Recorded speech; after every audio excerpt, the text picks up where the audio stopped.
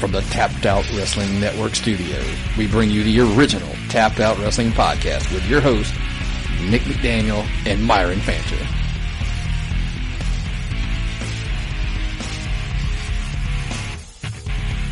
Well, hello, ladies and gentlemen. Here we are for the weekly Flagship show. I am, of course, Nick. I am joined by my buddy Myron. Hi, guys, out there in internet land. At least you remember to wave. I remember to wave at y'all this week. Can't remember if this is not. Oh no, this is not one of the video shows. This is not a video show. Okay, this sorry week. about that, internet. Y'all can just pretend or wave at your car stereo. It doesn't matter to me. Wave back. He needs the support. I need the emotional reaffirmation. So, man, you kind of addressed it when we were talking before we started recording. Kind of like a hangover week this week. Yeah, it was a Super Bowl hangover week. Monday had some really, really good high spots, but then there was that whole Strowman 4-man squash again. Liked it though. Yeah, but the thing is, they've gone away from that. They've actually been throwing real jobbers at him, not locals, like traveling jobbers. Well, speaking of doing the jobs, man, before we get too far in the show, I do want to address the what do they call it? The 500-pound gorilla in the room. The Falcons did the job. Yeah. Sunday. They looked like they had it wrapped up. Looks like they were making their final claim to a NFL championship in the Super Bowl, and was not meant to be. No. Your typical WCW versus WWE. Your New England WWE versus your WCW Falcons, and in the end It was the Monday Night Wars. The Monday Night Wars all the over Atlanta again. Team came out, put a quick thumping on them, and then just perseverance and dedication. The New England team delivered a continually steady product, no flashes, and eventually just tore it all up. So, and I'm assuming Triple H was there. I don't at know. The Super Bowl. Was he? Yeah. So I'm just assuming that they're tired. And that's why the show wasn't as good. But, it's still, I love to see Samoa Joe come out in the suit and do the contract signing. Yeah. I like the way Mick was, I like Samoa Joe, but I don't like the way he's been acting, basically. Fair enough. Yeah. But Samoa Joe coming out and saying that he was loyal to Triple H because Triple H is the guy that gave him a chance. Triple H is the guy that got him on the main roster. Triple H is the guy that brought him into the WWE after all those years, on indies and, Ring of Honor and TNA and all that other stuff. And he's right. Triple H gave him a chance. He showed that he is loyal to him is cool. He's his hitman. He's his enforcer. Triple H don't have to get his hands dirty anymore. Well, and I mean, because obviously that day's going to come as we all suspect. Oh yeah, but Triple H will wrestle again. Oh yeah, I mean we're all still, as of now, the rumor this morning was that Dave Meltzer reported that the good news is it looks like Seth Rollins will be back and good to go before WrestleMania. So we're obviously still going to get our Triple H versus Seth Rollins match. It looks like tentatively right now. That's two great ones. I mean, Triple H, arguably in the top 5 greatest wrestlers of all time. Now the other argument would be that if you were going to come back and you're still a little shaky on your health, yeah, you want to be with you would be with a Triple H versus anybody else. I mean, I agree with that too. Because anybody. I mean. I'm not saying Seth is dangerous, but if I were coming back from injury, I wouldn't want to face Seth Rollins. And now Seth Rollins is coming back from injury. You don't want to put him with anybody that's going to mess him up. And, they've got a huge investment in this guy. Yeah. So let's get him with somebody that we know can get him over. We know can work a match. I mean, Triple H has worked with everyone, from Flair to Foley, across the board. He's Taker. He's worked with every big name there is. Oh yeah, it's the best. It's the best possible situation to get a guy coming back from an injury and know you're going to get a good match and a match with a lot of heat built on it already too. Well, this thing's been going since August. Yeah, last year. I mean, basically just since right after the brand split. Yeah, since right after Balor dropped his title. Well, kind of, I guess how we're going to get there was, I'm sure this probably was supposed to be completely different over the next couple of weeks. But as of right now, what we're getting is, we do open Raw with Mick in the ring. Yes. A very unhappy Mick. Yes. With Stephanie, who's all excited about her husband's new find. He's going to sign a Raw deal. A Raw exclusive deal, maybe is better the word I should look for.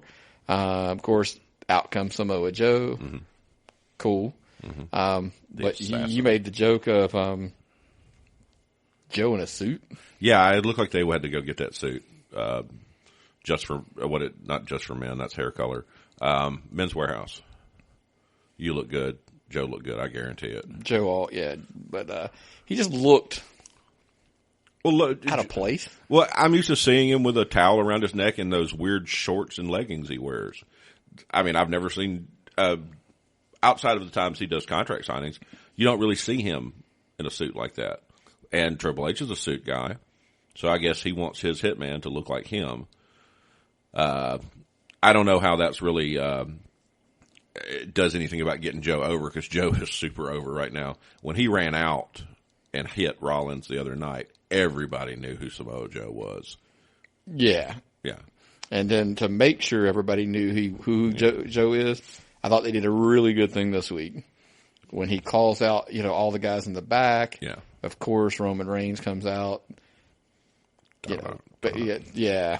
Boo. God, Although I will say this, he did get more pop, babyface reaction versus Joe than most people he has, because Joe does a really good job at being a heel. Joe's an amazing heel. And yeah, he can if anybody can put Roman over as a face, it's Joe. But there's no point in doing it. You can put Roman over and over and over again, but people aren't going to care. Yeah. They're still going to hate him. You give him over, and then we had the match where they fought each other later on the show, and Joe was tearing him up and getting a lot of cheers. Strowman comes out and interferes, and you get, "Thank you, Strowman. Thank you, Strowman." And, the funny part is we just tied two things that I wanted to make a point of. As one, which I'm going to come to second. Let me back up. The whole coming out to interrupt Joe and then making the comments that he did. Did you notice the subtle "this is my yard" comment? So we're kind of split after we have our conversation. Of course, they make the match for Raw with Joe and Reigns, which was a good match. And it's kind of hard to address this whole because it kind of spoils some of where I'm going with it later.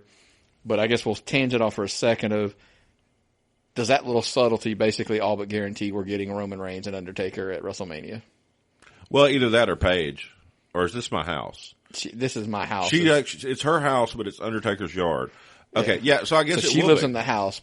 Taker lives out in the yard. In the yard, yeah. And, well, that's perfectly reasonable. Perfectly reasonable. I don't get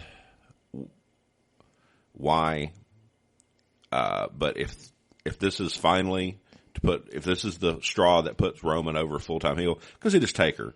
Give Taker his last match, and you saw what happened to Big Pop that Brock Lesnar got when he ended the streak. That was everywhere. So bring Roman out.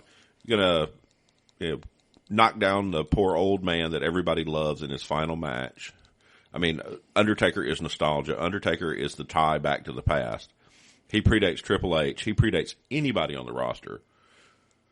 Maybe Goldust, but Goldust is semi-active. Technically, I believe the two longest tenured, other than Taker, obviously, is Mark Henry and Kane. Somebody told me they've both been there it's like they came in right around the same time. Yeah, yeah. And so I think you'd have to look up their debut. If we had a stat guy, we would do that. But there's still, Taker's been there longer than them. Oh yeah, Taker's been there. Well, Goldust has been in and out though. He didn't stay with the program the whole time. He came with WCW, came back, went to WCW. I mean, Mark Henry, Kane, and Taker, once they went through those doors, they never went anywhere after. Yeah, and that's something to be said for somebody's career. The funny part was I heard them talking on Chris Jericho's podcast about some guys. He was the same way. Jericho's never, since he came to WWE from WCW, he's never worked anywhere else. No. And there was somebody else they were talking to. It was Shawn. He did a podcast with Shawn Michaels. And that was they were talking about like the rare class of guys. It seems like, because we just rattled off a few, but there's really not. Most of the others have gone and done other things, after their initial run with the WWE. Yeah. They either went to WCW or TNA or somewhere and wrestled in between, which was just weird to hear. But Shawn was one of the ones that after he wrestled in WWE. Hall and Nash left and came back. Hogan's been in and out. Flair didn't even start here. He was saying even like after once Jericho came from WCW, once you came to WWE, you've never left and worked anywhere else. Yeah, but Jericho would have been full. Now, if anybody of any of subsequence, like John Cena's obviously on that list, but but you're talking about like other guys. You're like, well, Dolph Ziggler hasn't. Well, Dolph Ziggler's been around how long? And Cena is organic too. He's brought in through the program. He never had a WCW run. He never had a New Japan background. So yeah, he was brought up through a High Valley. So that's what they like to do. They like to build their own stuff. But in the day WCW, when they were taking people left and right, they got the best people WCW had. They got Benoit, Guerrero, Malenko, Saturn. He was good, but he wasn't the best they had. But he came along. You got Jericho. When they started picking up those guys, to me, that was pretty much the end of what was on the WCW program, except a bunch of old guys. They got the real talents off the program. That's when they started putting the WCW out of business. Yeah. And technically, Guerrero never worked anywhere else. Nope. Malenko's still working for him. Mm-hmm. Benoit died a WWE employee. Yeah. And Saturn, I don't know if he wrestled after he retired or what happened with him, but I think for some reason I remember him going to TNA for a second. Probably did. Yeah. A lot of people did. For paychecks. Yeah. But that's, but now we're in an age where they're going to have these group that they never wrestled anywhere else except WWE. Yeah. Well, see, TNA didn't have a very strenuous wellness policy either. No, they did not. Yeah. But one of those guys who's I got a feeling is never going to wrestle anywhere other than that is Roman Reigns, is who we were just talking about. Yeah, no, Roman will never wrestle a day anywhere else. So we think we're going to get Taker and him at WrestleMania. Mm-hmm. We'll see. A lot of people here at the beginning of the rumblings of this is Taker's last ride, man. And Vince is going to, instead of giving the dream match of Cena Taker, he's going to pass the torch. Because passing the torch to Cena is not going to mean anything. No. Mm-mm. Cena's already got the torch. It's a different torch you're giving to Roman Reigns. You're giving that over the top, big guy, heel. Taker was a heel most of his career. Now, here's the funny part. In hindsight, when we look back and say that this match is happening a couple years too late, because if anything, now I know what people are going to blaspheme me that I'm saying this. If you're passing the torch, shouldn't have Roman Reigns been the guy who ended the streak? Yeah, Roman should have ended the streak. The Brock match should have never happened, and it should have been Roman Reigns then. I agree with you 100% on that. Roman should have ended the streak because Brock was a part-timer. And it did succeed in building Brock, but now we're in that weird Brock Lesnar Goldberg limbo right now where we don't know what they're doing. And, if Lesnar goes over super in this match at WrestleMania, it's one thing, but if he jobs to Goldberg again, I won't understand anything at all. I can't imagine he's doing the job. He's already done essentially two jobs. The Rumble and the Survivor Series match. But the other part of this whole equation is because we'll come back, we'll see what happens. We'll get more into the Mania talk down the road. But the other part of that became in the match with Reigns and Joe. First of all, they booked Joe pretty strong too. Yeah, Joe was kicking ass. He looked like a fighter. Yeah. He didn't look like a wrestler. He looks like a shoot fighter. He looks like a cage MMA type guy. Can just brawl. He can grapple. He can kick you in the back of the head standing still. He's got. I'm always impressed when he does that kick. Yeah, it's amazing to see a man of his size throw his leg up that high and that hard. Yep. And honestly, Joe sweats, but you never see Joe looking super winded or anything. He's efficient. He moves around. He's in good condition for a man of his size. Probably wouldn't have had to ridden a cart to the ring for the Rumble. Well, yeah. Well, thank God. But Joe's not all image. A lot of the bigger guys are all image. They're either super size or they're super muscular, and he's really not. He's big, but he's not over muscular. He's not much bigger than Kevin Owens when you look at him. He's just solid. He's a block. Agreed. And now the only thing, and I know a lot of feedback we've gotten over the last day or two was obviously they did not put him over clean. No. There was Braun Strowman came down and does a little bit of interference. And I don't think you can win clean versus Roman. We talked about this before we started recording. It's like, because you asked me why, and I'm like, because they weren't going to pin Jericho Roman clean. can't. The champion can't. Kevin Owens. Well, I keep trying to call him Chris Owens and Kevin Jericho.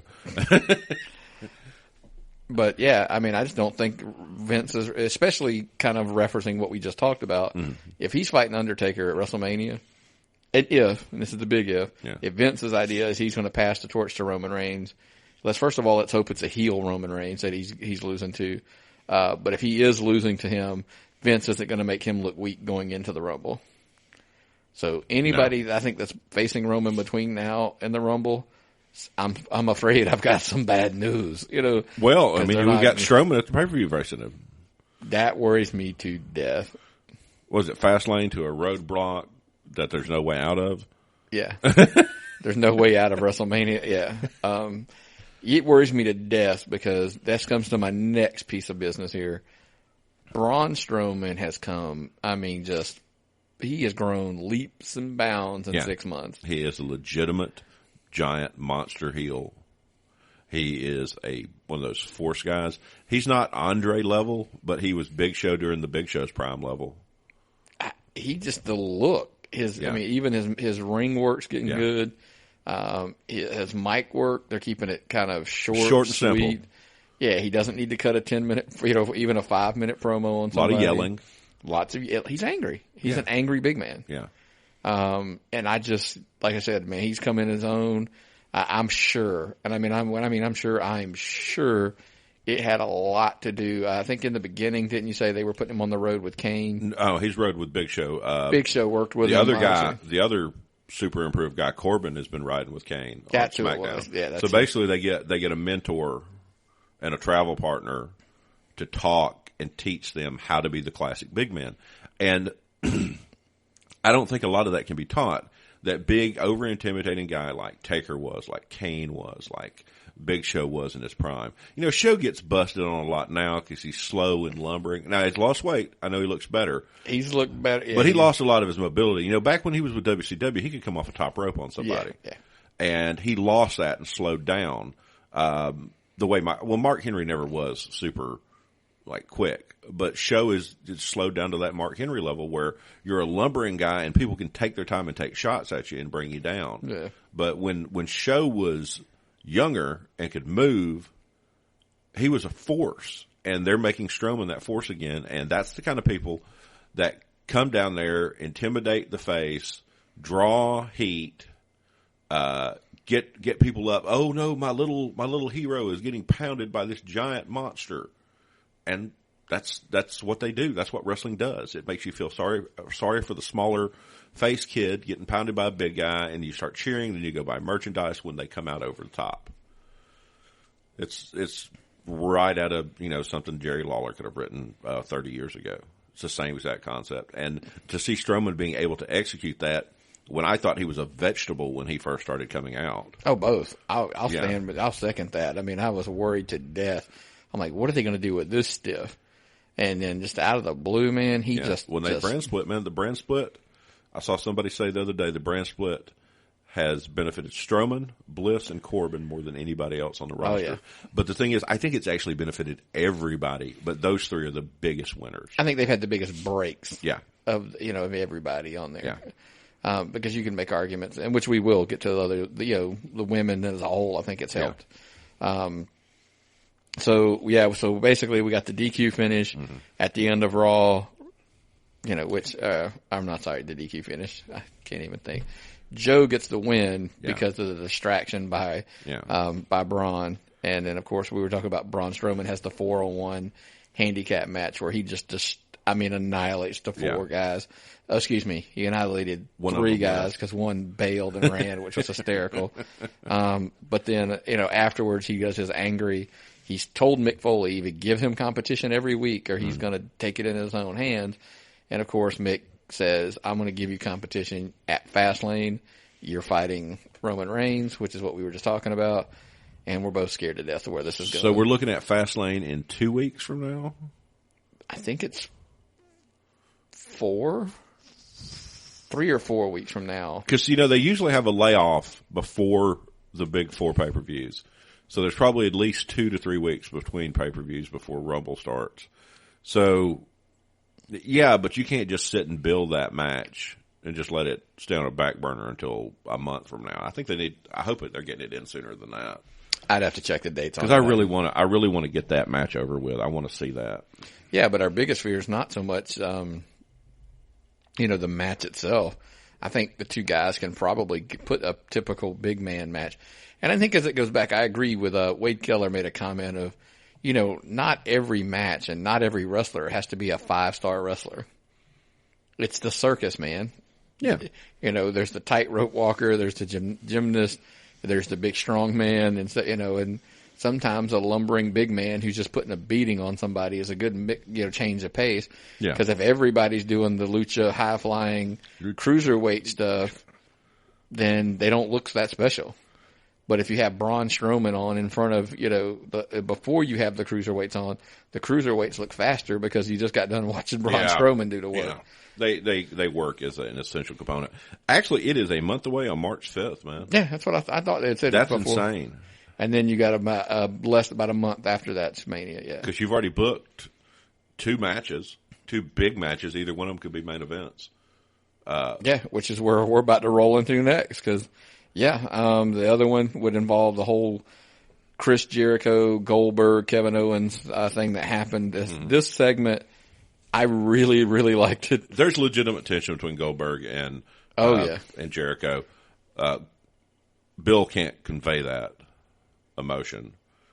Jericho conveys it, the distaste, and the way he set Owens up so perfectly. Yeah, because they're having their we've got each other's backs, and they're just having their love fest for each other. Was it Celebration of Friendship next week? The Festival of Friendship.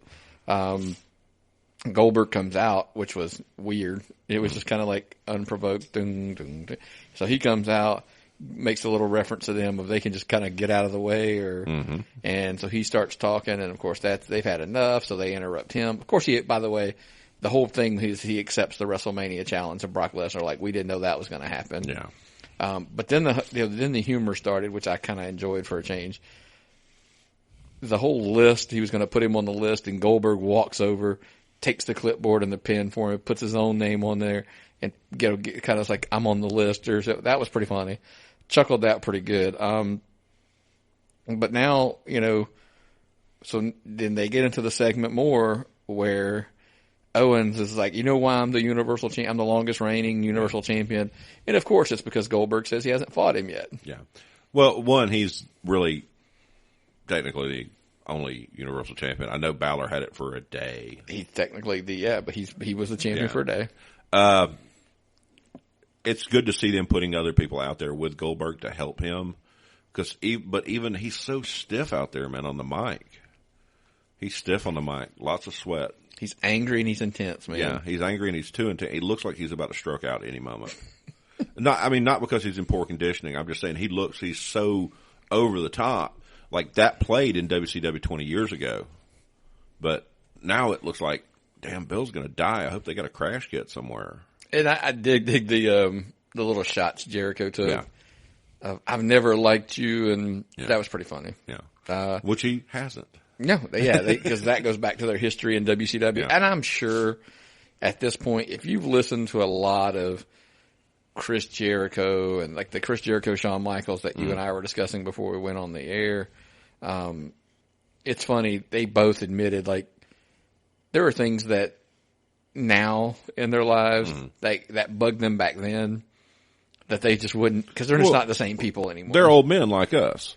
They're like, eventually you hit a point in your life with maybe it's kids or maybe it's something that just things just don't matter as much. Children and family really wear down the amount of frustration you have for the outside world and what bothers you. Because all your frustrations, all your kids. I really don't have time to worry and stress at work because I got a bunch of things stressing me, at home that I can't, I don't have time for the other stuff. So, Maybe that's why, we always catch a lot of grief of, I think me and you might be probably two of the most laid back individuals about how much crap we can take at home just because it's just like, it's just not that big a deal. No, I got too much I got to worry about. I got to keep the whole ship running, man. Yeah. And then the problem is both of us have the same issue that eventually when we snap, it's not pretty. It scares the shit out of everybody. Yeah, it's like The Shining. Pretty much. That's what I get told, that it's like everybody, sits there and says, Nick, it's, you're just chill. You're laid back. Yeah. But when you snap, everybody's like, whoa, wait a minute. My child asked Melissa if I actually liked her anymore. It's like, I had to reassure my child, I do still love you, but I'm extremely angry with you.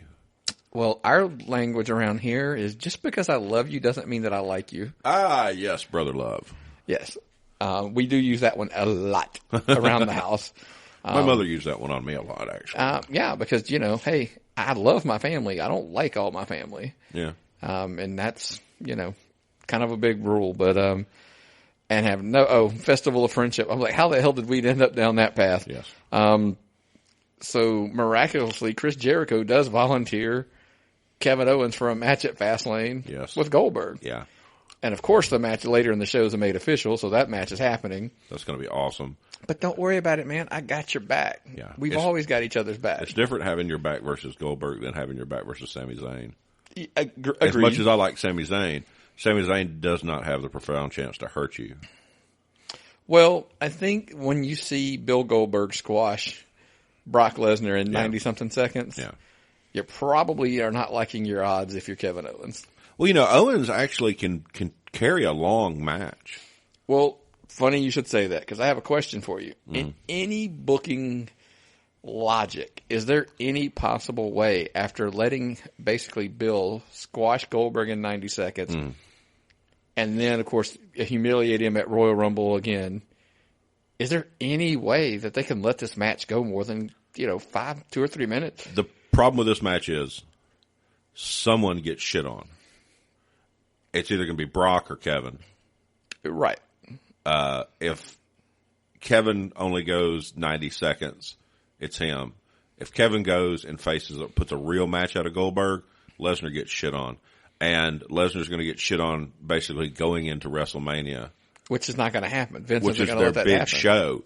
And it's like, it's not the main event of the show, I don't think, yet. It's hard to tell. It's not probably labeled the main event. There's like 10 main events that I could figure out would be on WrestleMania right now. But that's going to be one of the big It's a cards. huge draw, and you're not going to ruin that. So I don't think they have any other way to do this but to just get rid of Owens, just to job him out. And put the belt on Goldberg, for Christ's sake. And that's been the argument. I don't think that match needs the title. So your only escape hatch out of this is maybe there's interference. I'm going with interference. That's all it can be. Now, the funny part is I'm leaning towards the interference the other way, maybe. If they're putting the title on Goldberg, I'm thinking that Jericho tries something and it backfires. Okay, so Goldberg gets the win by disqualification, and since he's the champion, he gets to keep the title. He gets to keep the title, but Goldberg still just squashes him. Yeah. That's probably what we'll see. We'll see like a count out or a disqualification, and he gets to keep the belt by disqualification. Hopefully they don't put the belt on Goldberg.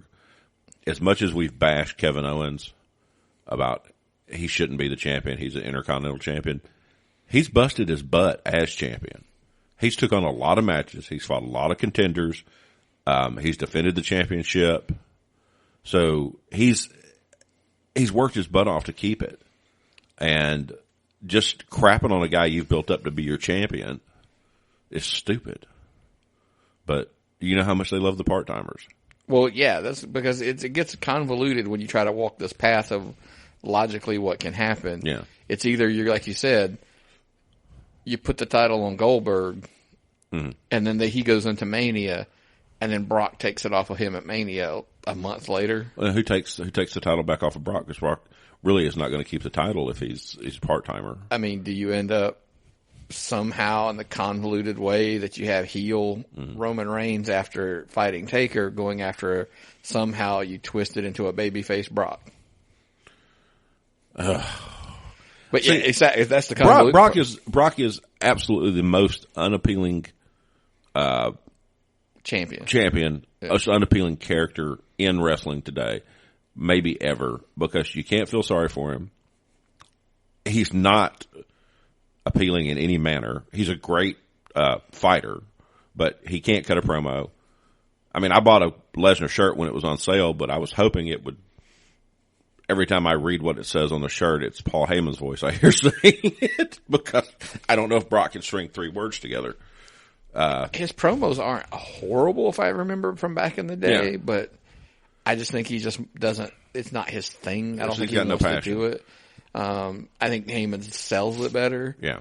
But like you said, I mean, if you put the belt on him, you got to get it off of him later, or do we go through another 6-month period where there's a part-time? And is it, we haven't thought about the fact that this might be punishment for his drug testing issues.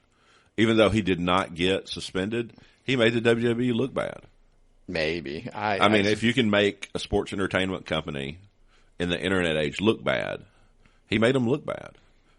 All the other guys who, like Roman, for instance, who is subject to the drug testing policy and had Adderall or whatever he had in the system last time,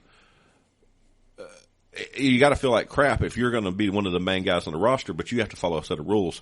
Some guy who makes more money than you and only wrestles like 4 or 5 times a year doesn't have to follow. Can loophole around, right? Yeah, it would break spirit. So this might be their way of putting Lesnar under for what he did. I mean, but if Goldberg's not staying, I mean, can you really keep the belt on him after Mania? No. I mean, because we don't even know what his deal is. The whole Owens situation will change at Mania because Jericho will be gone. They may even have that match at Mania they're talking about. Well, everything's pointing to them 2 fighting. The question becomes, we've got 2 scenarios because, here's where we go. We're going to tie in what happened later in Raw. Jericho and Zayn have a match for the title. Mm-hmm. We get the interference from Kevin Owens. He does the kick, and then, of course, Jericho gets the pin. Yeah. So I'm guessing out on a limb, we're going to have this match at Fastlane. They're going to fight. Mm-hmm. So in the grand scheme of things, we're going to have Sami Zayn versus Chris Jericho for the U.S. title and Goldberg versus Owens for the Universal title. Uh-huh. And they're having this festival of friendship coming up because they always have each other's back. If my money was laid on it, somebody's going to let somebody down. Yeah, one guy's going to walk out without their belt. Right. And now my money's laid on. At one point, it's like, well, to me, does Jericho Owens for the Universal title, I mean, that's pretty appealing. Yeah, what I'm seeing is, this is just my prediction, that Jericho will lose his belt at Fastlane, have a title match versus Owens at Mania, and then he's going to go away to work with Fozzy for a while. So he's not going to have to, you can't, put 2 belts on him. Well, he's going to lose at Mania, but that was the question: is he going in trying to beat Owens for the Universal title and losing, or is he going in defending his U.S. title and losing his title to Kevin Owens? Could be. That could be. It could be a Universal. Intercontinental title match. The U.S. title. U.S. title. Yeah. And so, but then of course under that scenario, you are putting the Universal title on Goldberg. Somebody's going to switch belts. It might be a round robin thing where they just pass all the belts around and Jericho leaves, musical chair style. And from booking logic, what's really bad about it, in my opinion, this is one of the things that bugs me. It would make more logical sense for Jericho to lose his belt because Kevin Owens didn't help him or is unsuccessful in helping him. And then Jericho is successful, so maybe Jericho looks like the babyface coming out of it. Mm-hmm.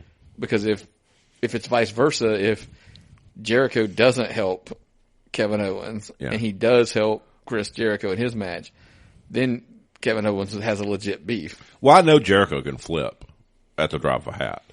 He can become a babyface. It's not going to take much. Yeah, they're already cheering him. Owens, it will be harder for him to pull it off by acting, but it's like the character stuff. But as far as being close to being over as a babyface, he's not far away.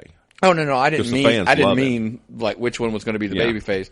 I'm just saying in a booking logic, if you're trying to get to the less likely of the two scenarios is the one that makes Jericho the babyface easier, which doesn't. That's where I'm kind of confused by, because you would think if Jericho helps Owens, but Owens doesn't help Jericho, Jericho has the legit. You didn't help me, so I'm turning. Their friendship destroys. So that's kind of what I was trying to say, and it's just SmackDown's got it so much better because they've got Elimination Chamber where they're going to throw 6 guys in the ring for the title, and they can mix that any way they want to prior to WrestleMania. Oh yeah, they can get to theirs. They can get however they want it. Yeah. So they've got that thing is they could write it up until Sunday night, keep writing the storyline, and still be fine for Mania. I think they've got a little bit of an advantage going into this. Well, speaking of SmackDown, where they actually tried to give us a preview, because I do want to start off with some of the lines because some of them were funny. I actually tried to make a big point. Is Daniel Bryan's out in the ring, and then the Miz comes out, and the whole thing about, I don't even know why you're in the ring because you can't wrestle. And then, of course, the comeback is that's never really been a problem for you. Yeah. I thought that was pretty funny. Yeah, that was good. It was a good line. And then, of course, we get, as I call it, the little train line of wrestlers that comes out with you get your Baron Corbins and your Deans and your AJ all coming in the ring talking about, I'm going to win Elimination Chamber. And it's funny, again, Daniel Bryan's line is, I get it, you're all going to win Elimination Chamber. Everybody thinks they're going to win. Yeah. But, of course, he puts them in a fatal 4-way. So, and then we get that match right now. Yes. I like the fact they booked that match right now because it was perfect timing for that. They left out Bray and Cena because they had other stuff to go on the program. It took 4 guys that aren't clear favorites to win the match and put them into a situation where they would have to challenge like that. And Corbin came over looking huge, which moves Corbin up my prediction list. If I were to rank the people coming out of Elimination Chamber, it would be Wyatt, Cena, right now Corbin, Miz, and AJ. Not because AJ is not the best, but AJ had the belt most recently. So I think even though AJ is, in my opinion, the class of that six guy roster, since he's had the belt most recently, I don't think they're going to put it right back on him. Not right now. And and then kind of back to something we were mentioning earlier, we were talking about those, Baron Corbin being the one who benefited from the brand split. Dude's in the main event picture. Yeah. I mean, his promos need a little work. Yeah. I mean, his ring work's getting there. But I still think the overall, that lone wolf character is coming along pretty good. Yeah, I think he needs to go back to, the way when Taker was the motorcycle guy. American Badass. That would be a good gimmick for him. This weird, my pants are like different colors and patches and stuff, and I've got on, the outfit just doesn't work. Right. The presentation, you like the present, just not the wrapping that's on. Yeah. They really need to get that more. You're going to ride a motorcycle, look like Taker, come out looking like a biker. Wear the singlet under a pair of black pants or something. Just something. I mean, you could do lots of things because he's got the smiley face, but I don't even want to get onto that on his stomach. Yeah, that's funny. Yeah. So like I said, I kind of agree, as far as coming out of the pay-per-view. Everything, the rumors are all pointing that somehow everybody's got Bray Wyatt winning the Chamber, so they can have Bray Wyatt versus Randy Orton for the WWE Championship. I'm starting to slide off of this. I mean, and I get it's probably going to happen. I started thinking about it. Why not put the belt back on AJ? Because we keep struggling along that we really don't have anything for Cena. Hey, AJ and Orton would be awesome. They're both very talented workers. We're seeing this weird coming out of Harper, that weird backstage promo and coming down to the ring and either not attacking Bray or attacking Bray, and how that whole thing was handled, that match he had. He's apparently over some of his, like the power Bray, air quotes, had over him. He's a little bit over that. He's in control of his own destiny now. We'll see. I think that spinning clothesline answered that question that he hit Bray Wyatt with. Yeah, he's got a good spinning clothesline. It's a discus clothesline, spinning clothesline. Yeah, he's real good at that. I'd like to see more development out of him, so we'll have to see how that goes. But maybe they don't. Maybe they don't put it on Bray. Maybe they keep Bray in this program. They've never had a tendency to reward Bray. They've never put belts on Bray just to put belts on Bray. He's had one belt in his entire run, and that was the tag team championships.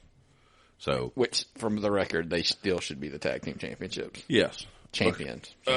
American Absent is that tag shit was brutal. Well, whatever they had with American Alpha, they've lost. They let it go away. They had a little bit of heat coming up. They killed that momentum, and then unfortunately, it was a very bad decision. In hindsight, they killed it with the whole Rhino Heath Slater thing. Yeah.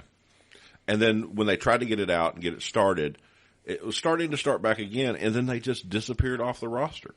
They've got nobody for them to fight other than the Usos. That's it. Yeah, and then speaking of which probably where they should have went. Wouldn't you agree? Yes, it should have gone with that, because if you're going to have two guys that are new and dynamic faces, you put them with a skilled veteran heel team, which technically the Usos aren't that veteran as heels, but they're a veteran team, and they can make these guys look good. They can work, and they can build a whole promo and get heat on them.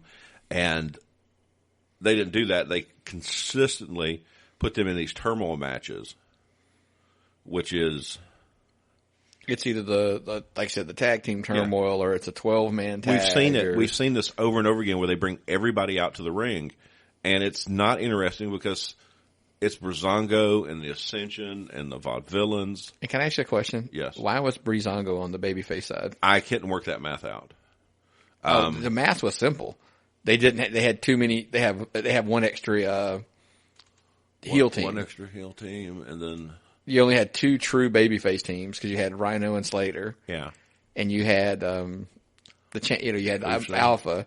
Yeah. The other side was Vaudevillains, Ascension, Usos. I think they picked based on least tacky gimmick. I'm going to go with at least the fans somewhat cheer for. Yes, Breezango has a weird cult following among cop fetishes and people who like male strippers. Yep. I would agree with that. But Tyler Breeze is a phenomenal wrestler. Damn right He's the biggest loser in the brand split, in my opinion. Well, he was just probably one of the worst. As far as, when he came up, I just don't think his original gimmick worked on the mass scale. It worked great with Summer Rae. That was a big help to him. But they didn't get it over enough. They bail on gimmicks too easy. Yeah, once you get something, they just, if it doesn't work quick, sometimes they panic. Yeah.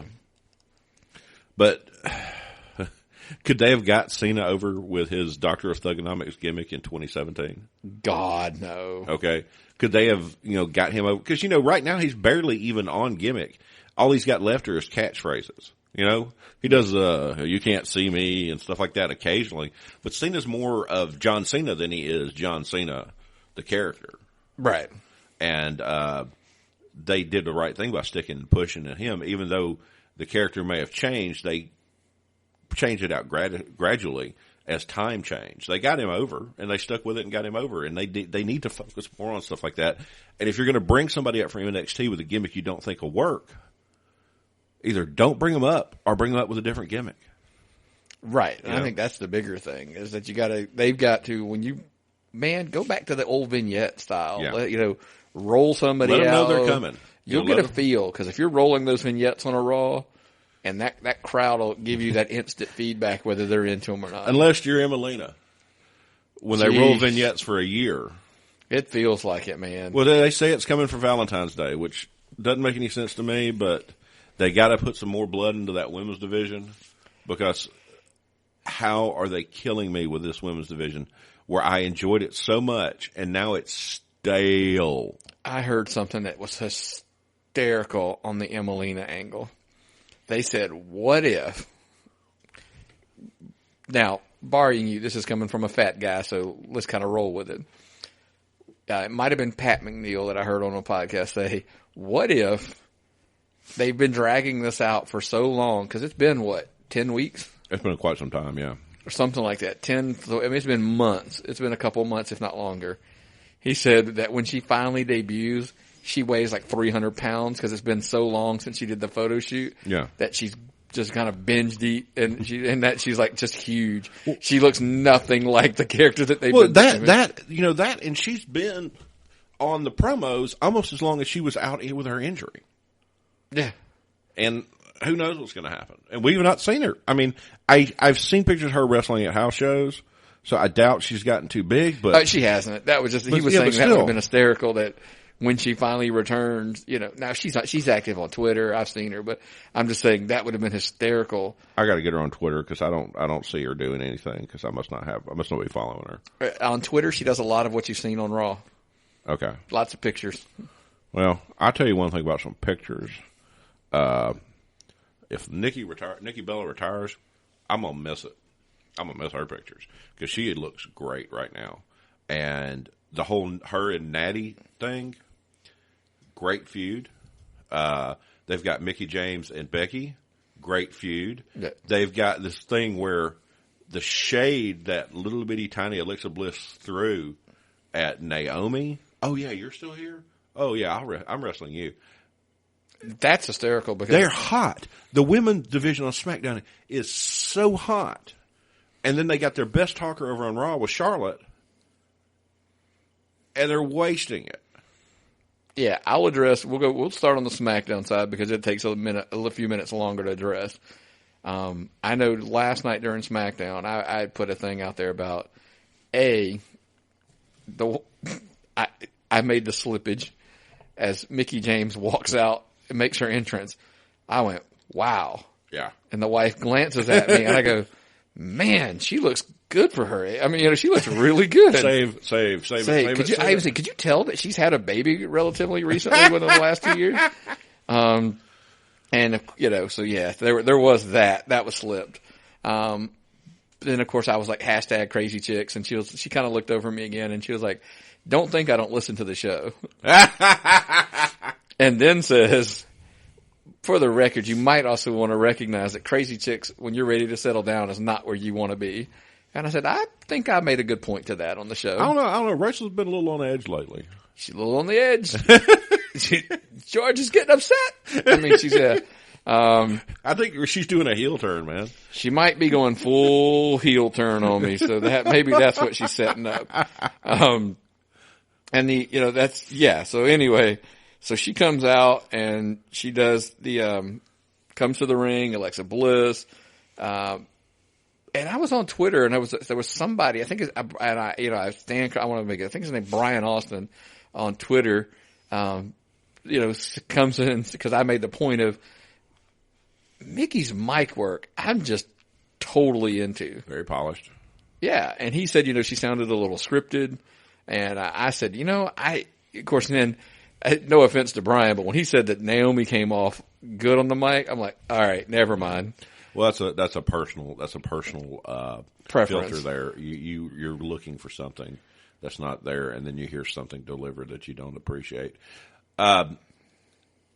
Mickey and Alexa are so complementary to each other that they make each other's character work better. That they make each other more solid. They make each other more attractive looking. They're just complementary to each other, and it works so well. And I've been really, really happy with what they've done with this. Basically being the mean girls versus the, I wouldn't say American sweetheart because she's from Ireland, but you got the crazy chicks versus the baby faces. Becky's almost an all-American girl.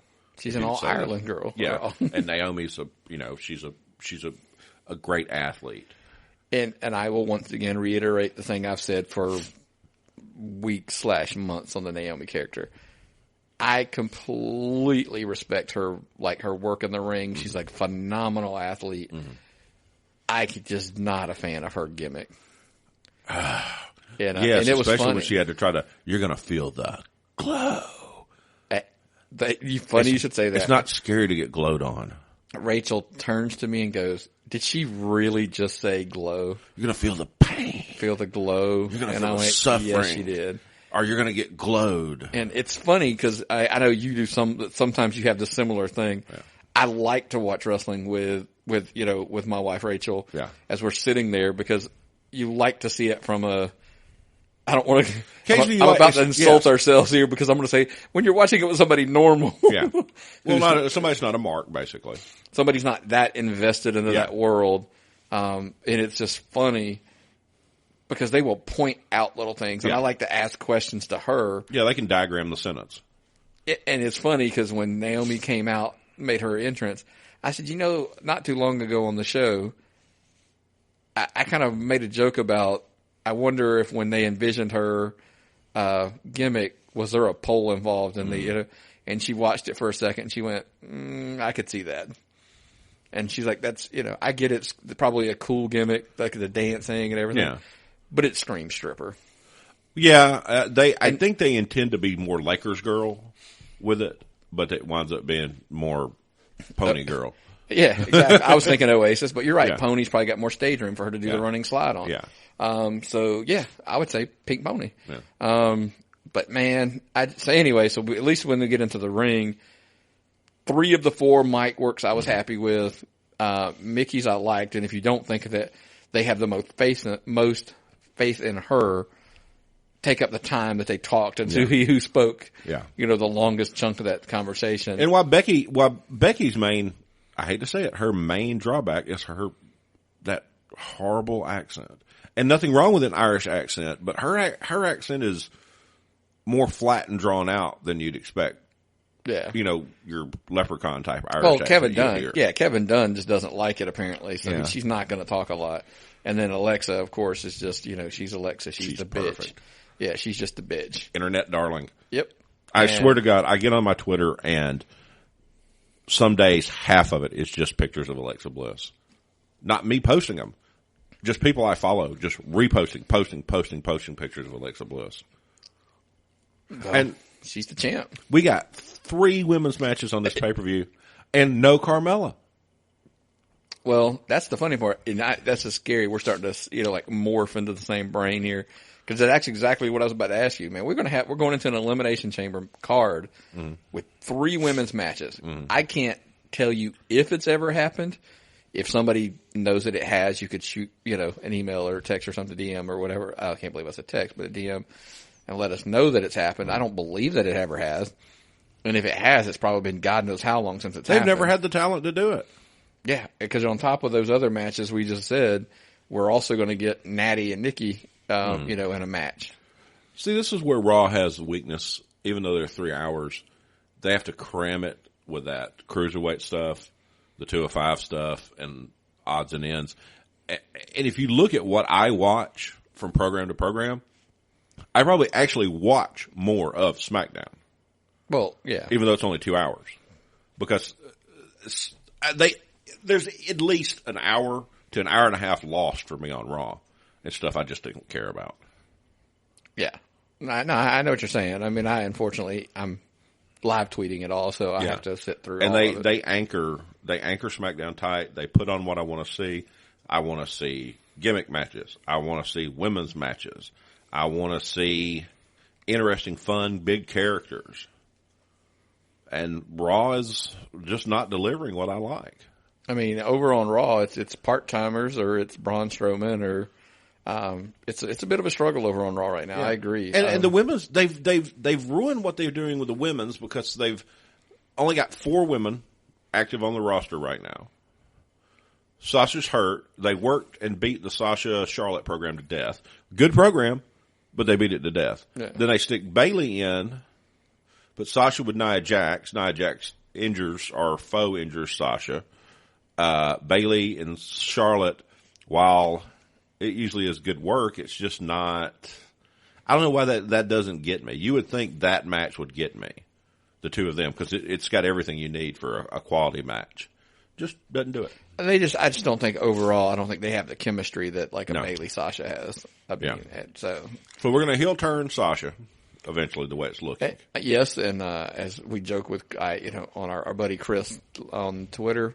Hey, Chris. Looks like it's going to happen. Yeah. So think about it. If they turn her heel, you've got Charlotte, Nia Jax, Sasha heels.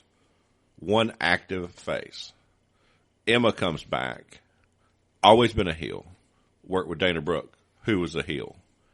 And Alicia Fox is the only person left over to be a babyface. And she's chasing around cruiserweight. So you'll have Bayley and Alicia Fox working with the cruiserweights. Because apparently when Noam Dar says Fox, it sounds like fucks, and Vince thinks it's funny. Apparently. That's what I've heard. Nice. And I listened to see, and yeah, it does sound like fucks. But that's the only thing that's got to it. And if they need a valet to help put the cruiserweights over, more power to you. But well, I would argue that they're actually getting better. I mean, they're actually making the addition of Neville is going to save them. Well, had they not brought that evil heel Neville in, it was going. I think nowhere. we all said it was going to take time to begin, but heel Neville is a huge bonus. Yeah. I don't know if you've kept up in the last week or so with it. They had Tozawa, the Japanese guy, make his debut. He's really good.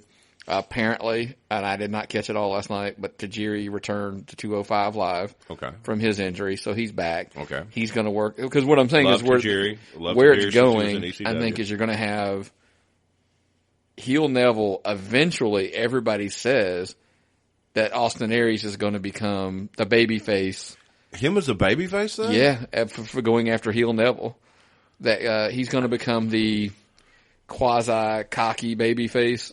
You know, or something. He seems more of a Jesse Ventura character to me. He's very heelish. Yeah. But he has worked both. He's amazing. So you'll add him to the mix. So that may be the mix you get with those two. Then it kind of starts, if you have, Tajiri return and spit the green mist in Kendrick's face. So you kind of have that feud going over here. And then if you can start doing like Cedric and Noam Dar over here, and then you can get Tozawa, somebody to feud. You know what I mean? It starts putting together. Pieces start falling. Yeah, pieces can maybe start falling into line and getting some feuds together. Yeah. That it's not like, well, we're going to have 6 guys wrestle and the winner gets to fight the champion. Well, yeah. Because that's been the model. Booking. It was just random booking, and you had Nice and Gulak as your generic heels that took on your 2 whatever faces you wanted to throw at them this week. Jack Gallagher. I mean, so Gallagher is interesting. Well, that's what I'm saying. You could start piecing together him with a heel. Most unique Royal Rumble bit I've ever seen. So, I mean, yeah, I think they've got potential. And we all said it was going to take time. We're just going to have to get time. Yeah. The problem is between now and Mania, I don't think they're going to have enough time. So at Mania, we're probably going to have a 6-man. Yeah. Well, see, that's the thing. Fight for. I'm cold shouldering it till it gets where it's watchable or super interesting. I don't have to watch it. I've already got 5 hours of roster, an hour of NXT, and whatever else I decide to find to watch. Just Wrestling League. So we're looking at minimum 6 hours of wrestling.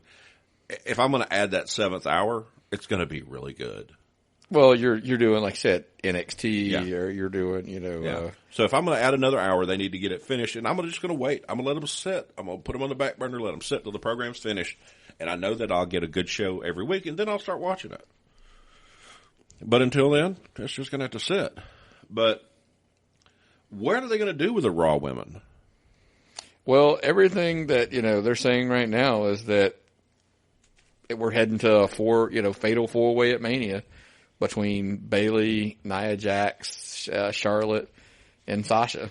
Okay. That might not be too bad.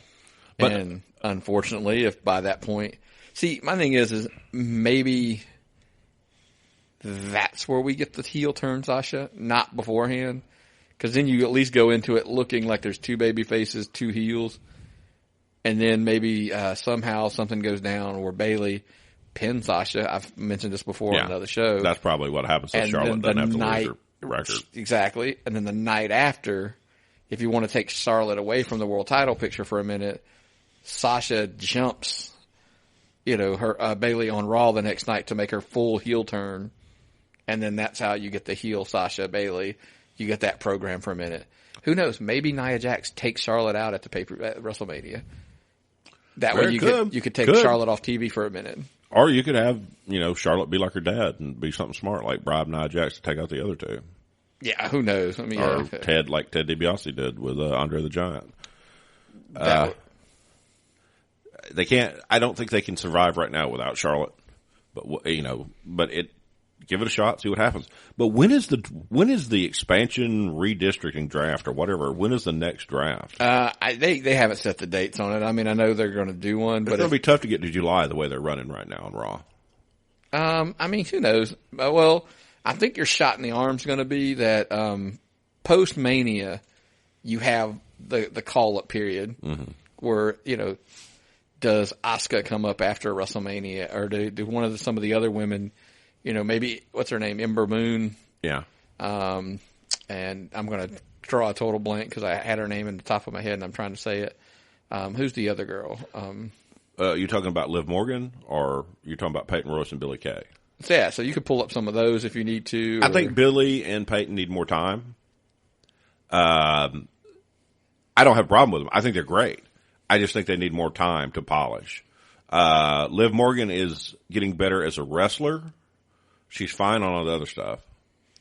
She needs more time. Ember Moon could go now. She's ready. Asuka's ready. I'm still trying to figure out that chick from Sanity. Nikki, and then her name Nikki something. I see a lot of good work with her. And I'm drawing a total blank because I had the name literally on top of my head, and I've got like 8 things going over here in front of me. And Eric's going to kill me because that's like his wife's favorite wrestler, is the women's wrestler. So, it'll be just I don't know. So I think you get after you get through Mania, the call up period will be kind of your like shot in the arm to I think to the divisions.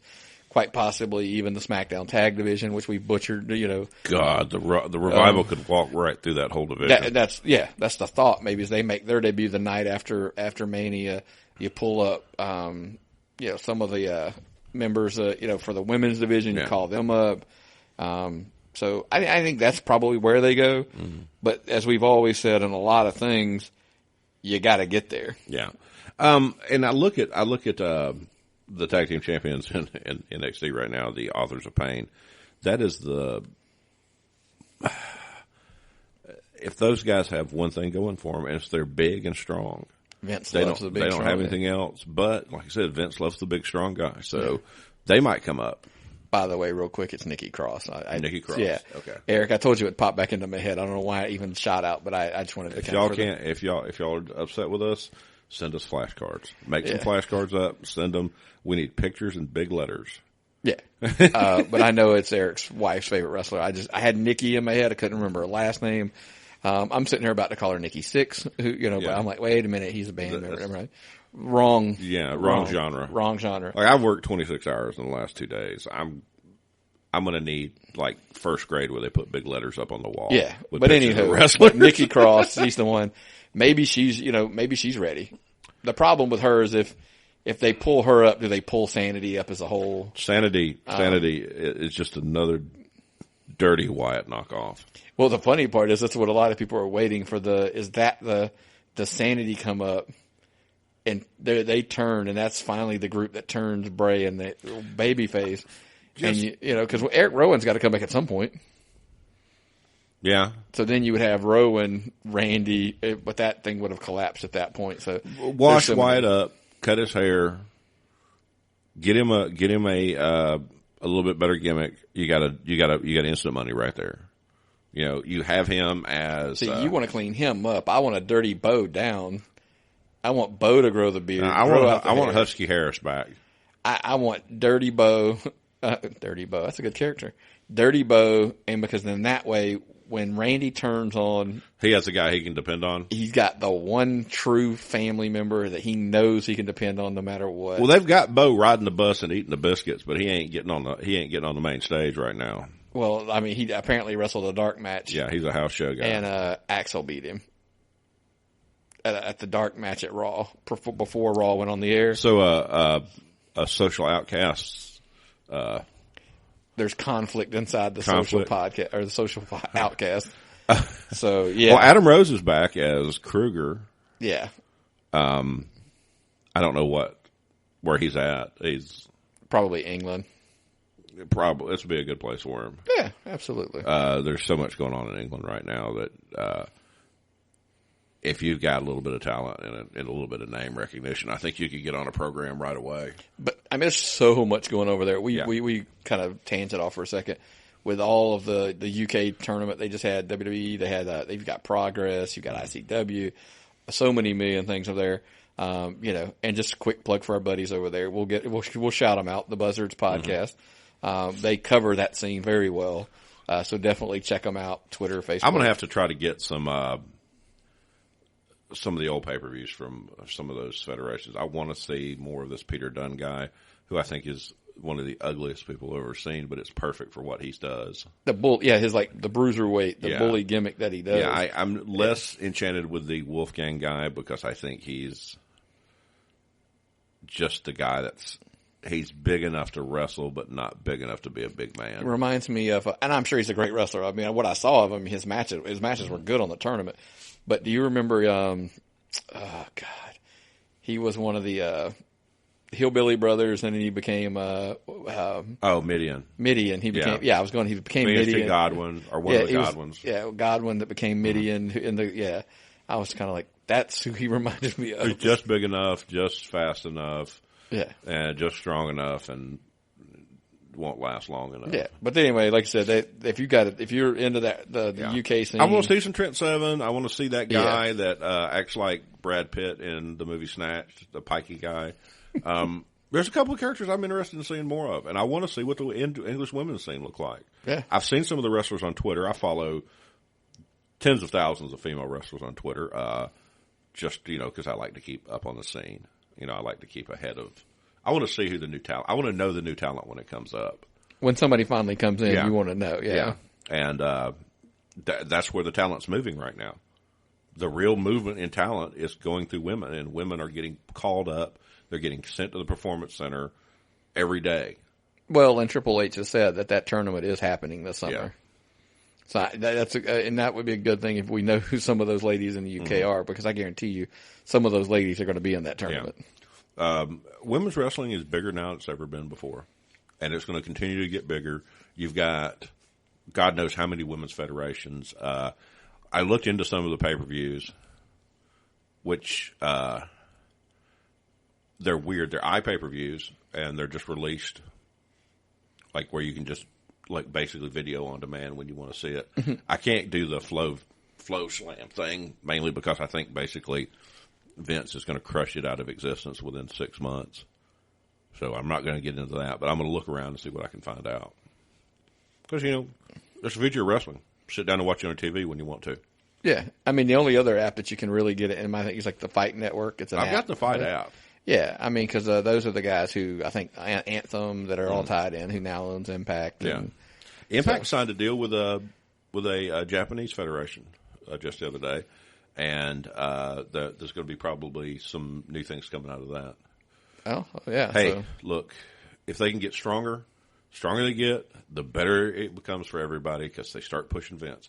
If they can get to the point where they could push Vince. The more competition, the more jobs, the more guys that get work out of the business, that's better for everybody. And there'll be less of those Raws like Monday night where they just kind of, here's your program. Yep, here's what we got for you this week now. Shovel it down and eat it. Yeah. So overall, man, that's a pretty long show for us for what we thought was not much of there to cover. You got anything else for us, man? Or Dean Ambrose, like the guy. I get him mixed up with Dolph Ziggler a lot for some reason. The program they've got with Dolph Ziggler right now, I don't understand. I think it's eventually going to have to transition into something versus Ambrose.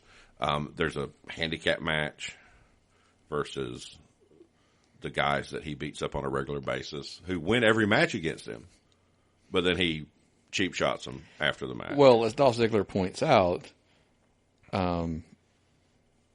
even though he could beat them, it's more fun to actually just beat them up with the chairs. Okay. And you had a Cena-Orton match, which was not bad to end off the program. You have that goofy-ass, what do you call him, Harper, come out and look stupid, and you have Wyatt running around. They're going to have to split. They need to get this split up so we can get a match out of it. And that's always been the fault with the Wyatts, is they cause too much distortion and they disrupt programs too much that you can't get a match when one of them's involved. So, Elimination Chamber, you get Bray and Cena. That's going to be your big guts of that match. You get Harper and Randy, with Bray probably not going to be out because he's got to be in the Elimination Chamber. So you've got some real good opportunities to finally get the Wyatt separate enough to get matches out of things. And Hopefully we can see some kind of a evolution of Harper as a character, and some more character development out of him, because he's got potential. He's a really great athlete. The dirty look, I don't know how much more that's got on it, but I can't see him in a pair of Speedos like Randy Orton. Oh, I think he'll always be the jeans and maybe he just goes more of the that Bruiser Brody style, because that's kind of was his gimmick before he became a Wyatt. That's fair enough. That'd be a good in gimmick the Indies. He even wrestled as his last name was Brody, or no, his first name was Brody. It was Brody something. So that would be a good plus for him. Yeah. I think we're going to get there. I think they realize they need the talent, because eventually I think what you're going to see happen is you're going to see some of these SmackDown guys make their way over to Raw during the next expansion. They're not expansion, but the next draft. Vince will take some of those top tier guys, and then that'll make a little bit of room for some more guys to kind of work their way up. As much as we hate it, because we sit there and tell you that we think that SmackDown's the better show. Vince will always, and I mean always, going to think Raw's it's the A show. Well, Raw is basically Stephanie, who has the program, and SmackDown is basically Shane. Shane is more interesting to see on television, and Stephanie is the one that's been behind the scenes doing more for longer than Shane has. Yeah, and that's the way the programs are. That's one's his favorite child, the other one's his more interesting child. And I would agree with you right now. That's about where we are. So they put the right kids on it, because Stephanie's been backstage for a long time doing a lot of things, and then Shane's gone away. So that's his favorite, and that's his favorite program. Yeah. So, well, I mean, other than that, man, I guess that wraps us up pretty good. I mean, as far as I can think. We can do a lot about nothing some days. Some days, but yeah, we ramble and ramble about nothing. It's a show about nothing. Seinfeld of podcasts. Yeah, exactly. No gimmick infringement. There actually is a podcast out there that's the podcast about nothing or something like that. But, so before we get out of here, though, I know we're going to have a couple things going on. We're going to possibly have a guest on Saturday or the Sunday show this week. Somebody, that we told them we would help them out, do some things. We could give out some of the details, but I'm going to wait so they can give out all the details on Sunday. Then also, we will tackle another mailbag, because the sack's filling up again, man. So we may tackle some questions. If not, we may just dive all into the Elimination Chamber, break that down, and give their predictions on that night. I'm pretty stoked for Elimination Chamber. I'm right there with you. It's got some quality matches in there. It's got a lot of its undercard is stronger than most undercards we've seen so far. So it's got your big giant gimmick final match, but it's got big contender matches. I mean, because Orton's the number one contender. He has a match. It's got women's matches. I don't know what else they've got booked on the card. Well, it's so far, but I think from my recollection is there's a tag team cluster muck going to happen. God, you've got the 3 women's matches. You've got Randy and Luke. Mm-hmm. You've got the Elimination Chamber match itself. Mm-hmm. How many matches? That's 3, 5. Is that 5? Yeah. Mm-hmm. Oh, with the tag teams at 6. Yeah. That's a SmackDown pay-per-view. Yeah, I mean, they usually don't run 7, 8. They usually go about 5 or 6 deep. So that's, that's a card. Yeah, that's about right. Let's see if we missed anything. There's 7 matches because of the handicap match. Oh yeah, the Dolph handicap. That we're going to call that probably the pre-show match. I would think that would get onto the pre-show, because when you think about it and you look at this card, they do a 2 hour 15-minute pay-per-view, maybe 2:30 at an outset. Yeah, the SmackDowns are typically a little bit shorter. 6 matches is very stacked for a 2.5 hour pay-per-view the way SmackDown does it. Well, you got to figure the Elimination Chamber match. That's an hour. It's probably an hour match. That's an hour. I mean, maybe 45, 50 minutes, but it's what we call it an hour. And you can't get out of that tag team shit without 20 minutes with that many people in the ring. Yeah, I mean, they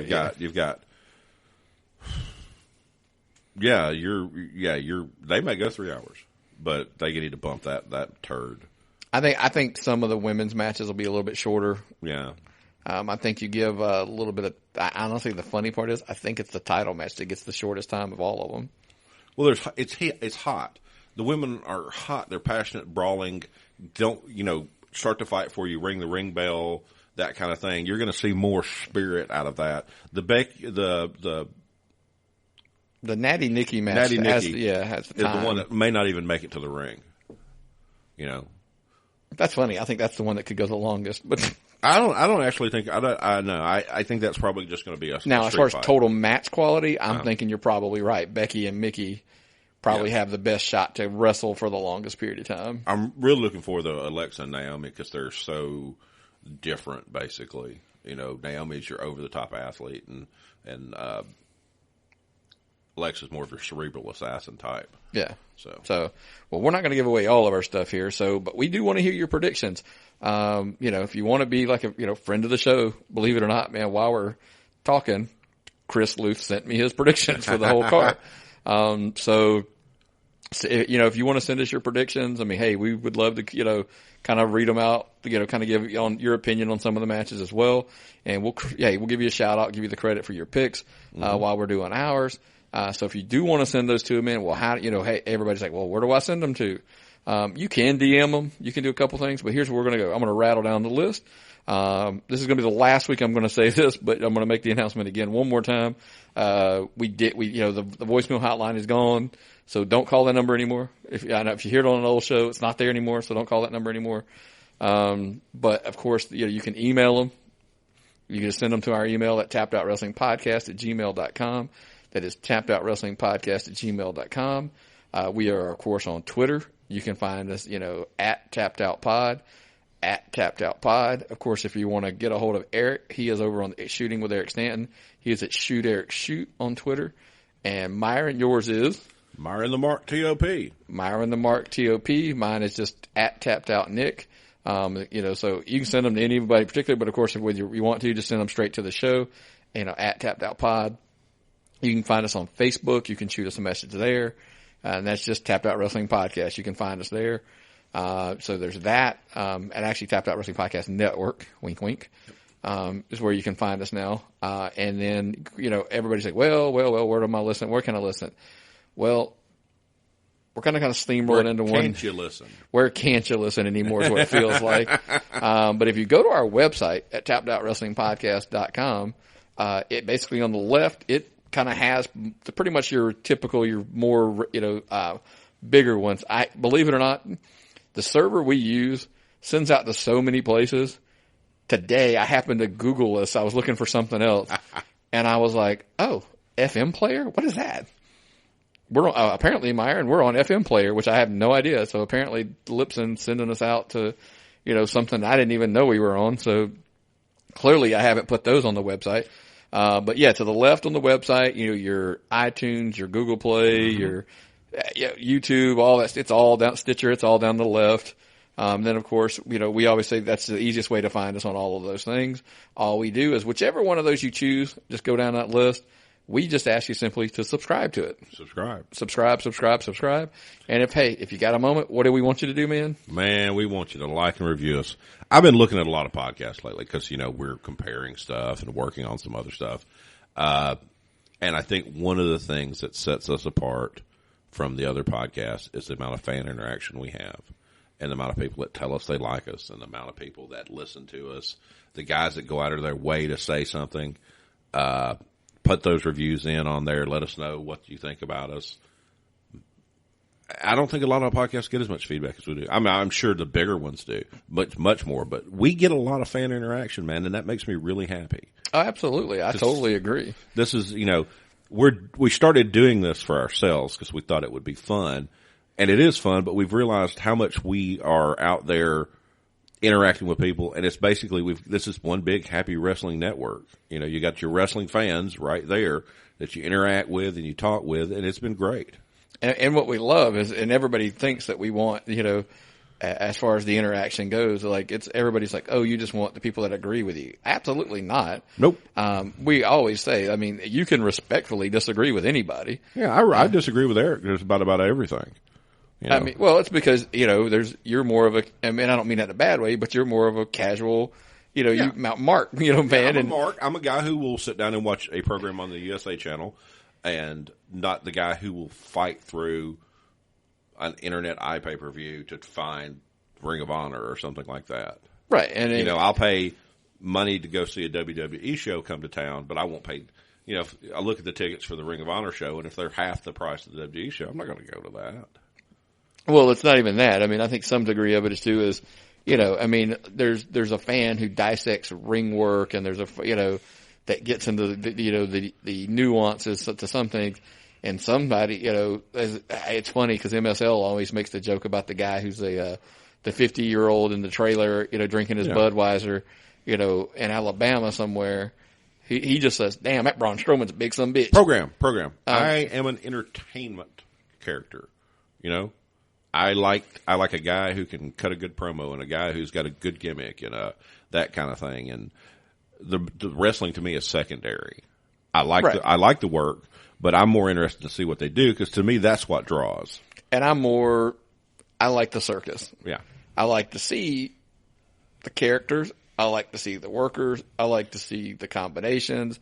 I like to have all of them because you're right. If it's some of my beefs with some of the smaller indies, if they're all wrestling the same match and I don't get a change of pace, then I lose they lose me in the pay-per-view. Mm-hmm. I like a suspension of disbelief, man. But yeah, I mean, I like that, but I mean, what I mean by it is like, if everybody's wrestling the same style and everybody's wrestling the same match, by the time I get to the fourth match, I'm like, okay, I've seen this match 3 times already. Mm-hmm. I don't need it a 4th time. And sometimes, hey, I'm the first to admit sometimes on a WWE pay-per-view, I get the same feeling. Mm-hmm.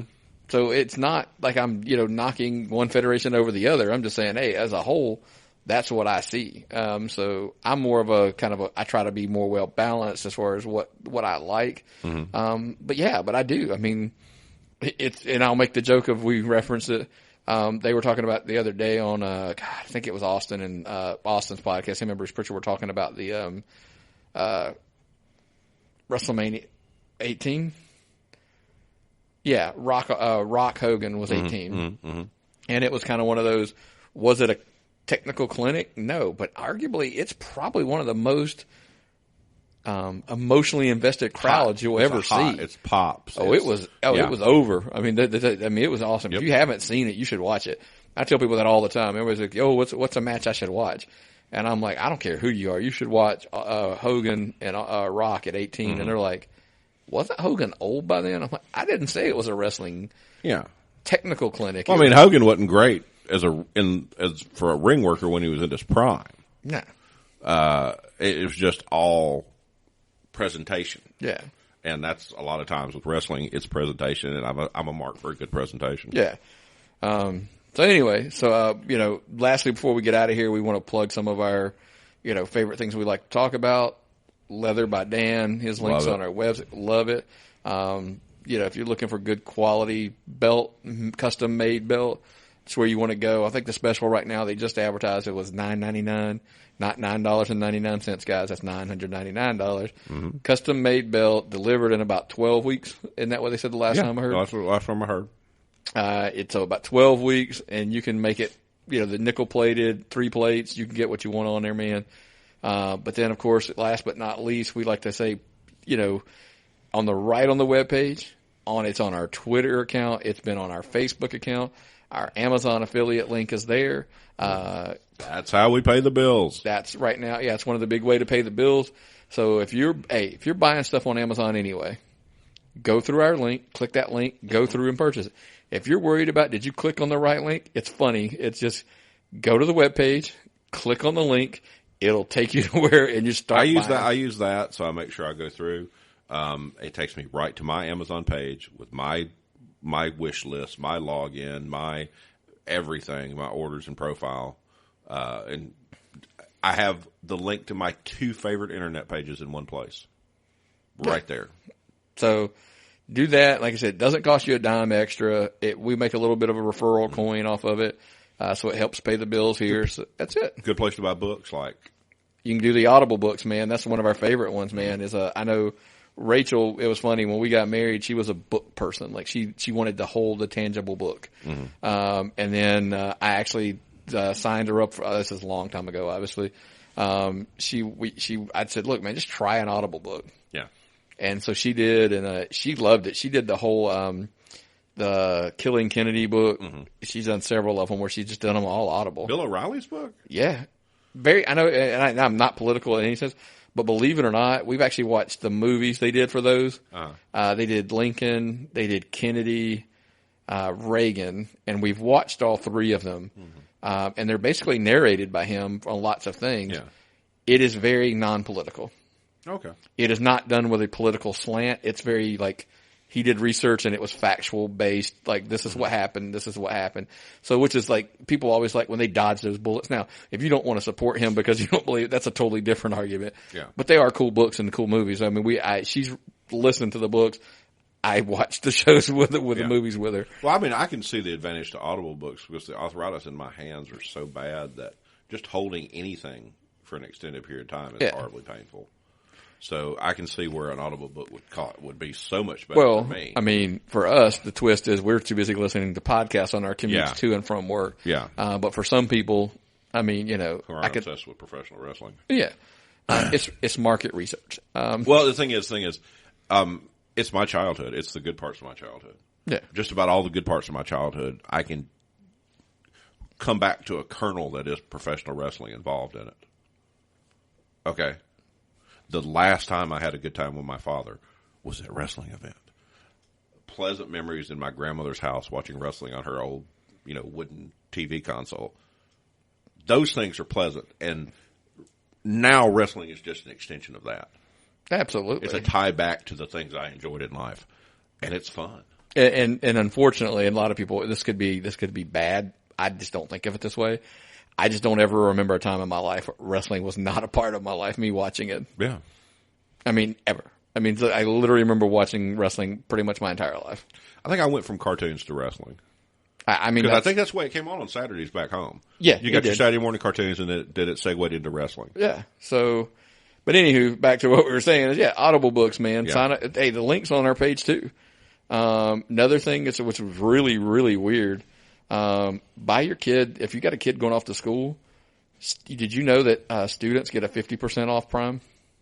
I did not know that. Yeah, I think there's something to do where they have to I've never signed up for one because I'm not a student. Somebody told me like they do have to put in like their university, like ID. Their student or something to that effect. Yeah. You had to prove that you go there. I'll have to ask one of the guys that works with me, Daniel. He does it. Mm-hmm. He told me, I think he did tell me he was a student Prime member. I'll have to ask him how that works. God, there's so many more benefits to going to school now than there were back in the day. Yes. Yeah, I mean, just, it's insane. But now, speaking of benefits, like I said, with Amazon, there is no limit. Man, they got Prime, the music, everything. So anyway, just use our link, go there, do your usual business. We're not asking you to buy anything for, extra from us. We're just saying just use it, boom, and then that's all we ask from you. All my supplies for the show. All my pet food, all my stuff I need to wire my stereos at home, rebuild stereos. There pretty much isn't anything you cannot buy on Amazon now. No, and it's as cheap, if not cheaper, when you consider the price of gas. And then more convenient because it just shows up at your house. Yes. So that's our plug for Amazon. Yes. And so, man, other than that, I think that pretty much is going to wrap us up. I think that's all we got for today. So, man, if that means it's time to get out of here, what does that mean? It's time to tap out.